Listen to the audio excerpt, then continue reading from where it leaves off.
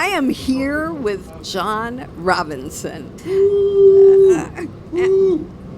And we're at Peisty. It's too loud to do it out there because, it's so loud.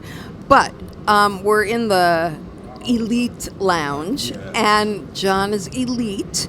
And John, so you have here a cymbal.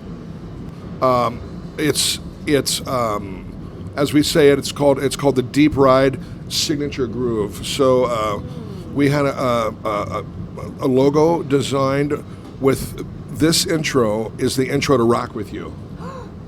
So if you look at it, it's like,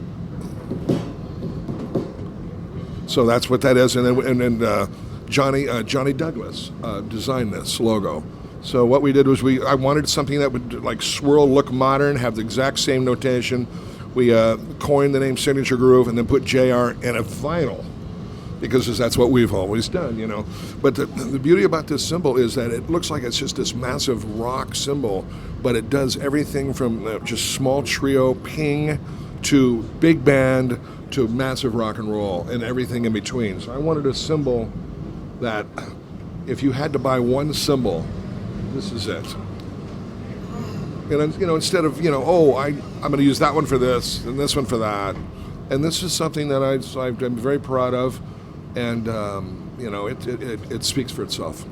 It's a beauty. Thanks. And you have others. I have one other one with Peisty, and it's called the Swish Ride, and I've always been a fan of the old Swish cymbals, which kind of in the old days. Came from a Chinese concept, but then in America they rounded out the curve. So the Swish is, kind of associated with the New Orleans vibe, but you can literally turn it in, and that's why I called it a Swish Ride. It's also a 24-inch.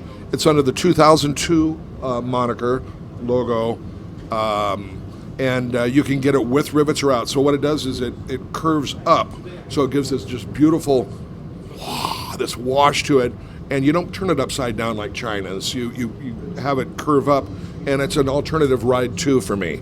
So it has this thing. If I'm playing with a really crazy guitar player or a bone section or something really avant-garde, I can go from this beautiful ping kind of a earthy sound to the 2002 Swish Ride sound.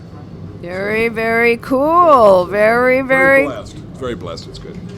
Very cool. And you told me on the phone recently that you've had a very busy January. Do tell. Yeah, January's been good. I was like, where were you last year? Hello. I think 17 was a weird year. So 18, I immediately on New Year's Day flew to Nashville and did 3 songs for a girl named Elle King, and she's on RCA Records.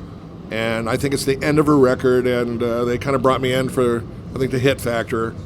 And she's got some really wild stuff. She's not your typical singer. And so people will check her out. I'm not sure when that's coming out, hopefully by May. And then I just, last week, finished 3 songs with Rod Stewart. And Rod Rod hadn't had his, I kind of insulted myself. I go, man, what's the last record you had out? He goes, well, yeah, I had a record out last year. I go, oh shit, open mouth, insert foot. And you didn't call me? Well, ironically, we had done a Christmas special with Rod, with David, but it was all kind of like lip synced, and we did that in July, the 6 months prior to that, so that's the last time I'd seen Rod. There goes that gong. That's that big gong, man. Whew! And so we did 3 songs. All 3 of these songs are incredibly fun and all radio friendly, and it kind of like brings back our days, which I don't believe have ever left. So that happened, and then I just did on NBC, where the NFL Super Bowl is, I redid John Williams' 4 themes with the great composer Randy Kerber, whom you know, and it's a ba ba da da da da da da da da. So we just redid. I just did 4 of those in my studio, and that'll be played on Super Bowl Sunday. And then I'm working on composing a motion picture called The Bronx Boys, which is, that world is a completely different world, man. So and then I'm touring still with David Foster. So So we start on in April and do a United States East Coast Southeast road trip, and in between there run to Indonesia for a short hop. So. Well, okay, those short hops. Okay, well, very nice. I'm so glad we got to catch up, John. And May I say something? You did my very first interview for Modern Drummer, and I can kind of guess what year that was, but it was the early '80s. And I remember we had met somewhere. I don't know, it was Josephina's or you came to the studio, or I just can't remember that far back. But you did me very well, and I'm very honored to be back with you doing this again. Well, thank you. I'm always happy to see you, and yeah, great to catch up. I'm so glad that this is wonderful. Thank you very much. Wonderful. Congratulations. Thanks, Robin. Love you. All right, take care. And Robin Flan's drummer interview is signing off, and more to come.